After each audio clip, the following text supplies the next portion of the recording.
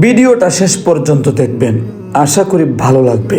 ছাত্রদেরকে বললাম, চলো আজ তোমাদের জন্য বড় আয়োজন করেছি। তারা শুনে খুবই খুশিতে সবাই টিফিন টুফিন যা আছে সব নিয়ে চলল।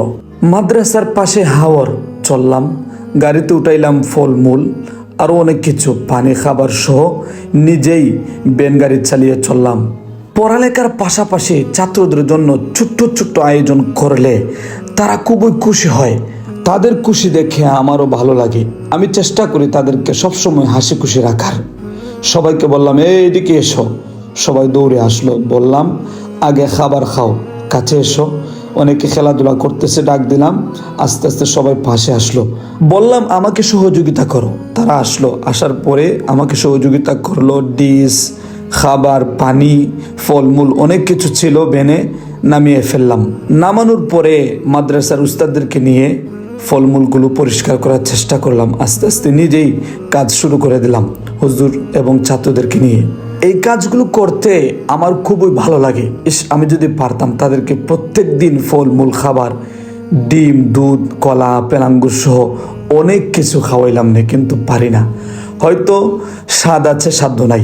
তাদেরকে বললাম, আবে যাবে খাবার না খেয়ে সবসময় চেষ্টা করবায় যেন একটু ভালো খাবার খাইতে পারো, যেমন ডিম, দুধ, কমলা, আপেল, এগুলো তোমাদের পুষ্টিকর খাবার, ঠিক আছে? এই ফলমূলগুলো ছাত্রদের শরীর খেয়ে শক্তিশালী করে, মনোযোগ বাড়ায় এবং মেধা বিকাশে গুরুত্বপূর্ণ ভূমিকা রাখে। আমরা বিশ্বাস করি সুস্থ শরীর গড়ে ওঠে আলোকিত মন। তাই পড়াশোনার পাশাপাশি শিশুদের পুষ্টিকরের দিকে আমরা এই আন্তরিক চেষ্টা করি। আর ছাত্রদের মুখে হাসি আমাদের পরিশ্রমকে সার্থক করেছে। প্রিয় গার্ডিয়ানগণ, এই কষ্ট নয়, আপনার সন্তানেরা আমাদের কাছে আমানত। তাই সুস্থতা, সুন্দর ভবিষ্যৎ ও নৈতিক গঠনের জন্য আমরা সর্বোচ্চ যত্ন নিতে বদ্ধপরিকর। আপনাদের দোয়া ও সহযোগিতায় ইনশাআল্লাহ এই ছোট্ট ছোট্ট উদ্যোগ একদিন বড় সাফল্যের রূপ নেবে ইনশাআল্লাহ। আল্লাহ তাআলা আমাদেরকে কবুল করেন, ছাত্রদেরকেও কবুল করেন। ছাত্রদের মা বাবা, আত্মীয় স্বজন যারা জীবিত আছেন তাদেরকে নেক হায়াত বাড়িয়ে দেন। যারা অন্ধকার কবরে আছেন প্রত্যেকের কবরকে আল্লাহ তাআলা জান্নাতের টুকরা বানিয়ে দেন। সবাইকে ফলমূল খাওয়াইলাম। খাওয়ানোর পরে দেখলাম তারা অত্যন্ত খুশি। খুশি রে!